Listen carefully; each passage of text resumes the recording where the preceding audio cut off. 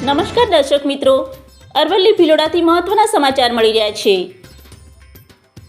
અરવલ્લી જિલ્લાનું ભિલોડા શહેરનું બજાર સજ્જડ બંધ જોવા મળ્યું. આદિવાસી સમાજના અગ્રણી તેમજ પૂર્વ કેન્દ્રીય મંત્રી અને વિરોધ પક્ષના નેતા તુષારભાઈ ચૌધરી વિશે અપમાનજનક ટીકા કરવા બાબતે બજાર સજ્જડ બંધ જોવા મળ્યું હતું. એક ખાનગી ચેનલમાં કરવામાં આવી હતી ટિપ્પણી. ખાનગી ચેનલના રિપોર્ટર અને સિનિયર પત્રકાર જગદીશ મહેતા સામે ભારે રોષ જોવા મળ્યો હતો. આદિવાસી સમાજના નેતાના સમર્થનમાં બજારો સજ્જડ બંધ રહ્યા હતા.